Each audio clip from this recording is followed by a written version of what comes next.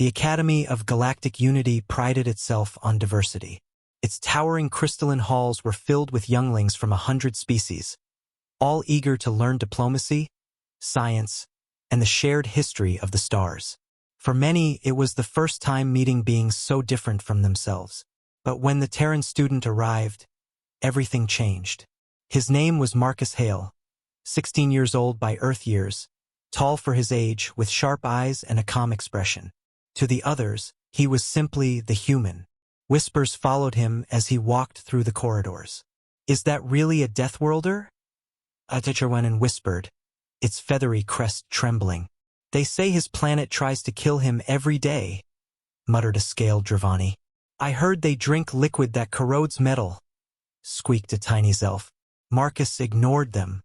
He'd been warned about the reputation of humans, creatures from a so-called death world, where predators stalked, storms raged, and survival was never guaranteed. To most galactic species, humans were myth come to life. The first class was physical adaptations in sentient species. Students were asked to demonstrate how their bodies handled stress. A Veari demonstrated how its translucent skin could harden into crystal. A Felorian showed its ability to photosynthesize and regenerate lost tissue. Applause filled the room. Then it was Marcus's turn. "What can a human do?" the instructor asked, his voice carrying a hint of skepticism. Marcus hesitated, then extended his arm. "We heal fast," he said simply, drawing a small blade from his kit. Gasps echoed as he made a shallow cut across his palm. Crimson blood welled up, dripping onto the floor. Several students recoiled in horror. Blood was sacred, life essence, not something to be spilled so casually. But Marcus just smiled faintly. Within moments, before their eyes, the bleeding slowed. His skin knit itself back together with nothing but a thin red line. "Impossible," whispered the instructor. "That was nothing," Marcus said. "Give it an hour, and even the scar will fade." The room buzzed in disbelief. Next came environmental challenges. Students compared the extremes their species could endure. The iceborne Kavara boasted of surviving sub-zero tundras. The lava-dwelling Maltari claimed they could bask in 900-degree heat. "And you, human?" the instructor asked. Marcus shrugged. "We live everywhere. Deserts, tundras, mountains, swamps. We've built homes under the ocean and above the clouds. Earth tries to kill us with heat waves, hurricanes, quakes, and still, we stay."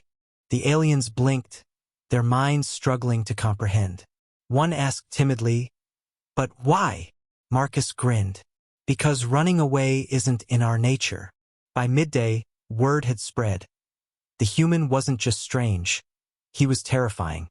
In recreation studies, the instructor encouraged students to share games from their worlds. A Yuln introduced a holographic puzzle of shifting fractals. The class applauded.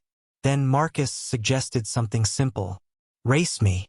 Confused, a Dravani volunteered. The track was laid out across the courtyard. The alien sprinted on 4 clawed legs, confident. But Marcus ran with an ease born of Earth's gravity, weaving and accelerating until he crossed the line first, lungs burning, sweat dripping. He laughed. Actually laughed, while the Dravani collapsed, panting. "Fun game," Marcus said, as if nothing unusual had happened. By the final class, history and conflict resolution, tension filled the air.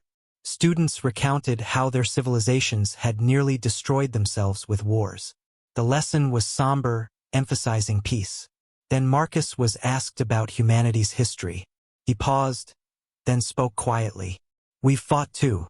Against each other, against nature, against extinction. We've made mistakes, but every time we rebuild stronger. When disaster strikes, we don't vanish, we adapt." His eyes hardened. "And if someone threatens us, we fight back. Harder than they ever expect." Silence hung heavy. Even the instructor seemed unsettled. When the day ended, Marcus walked out alone, but the whispers had changed. They were no longer mocking, nor fearful.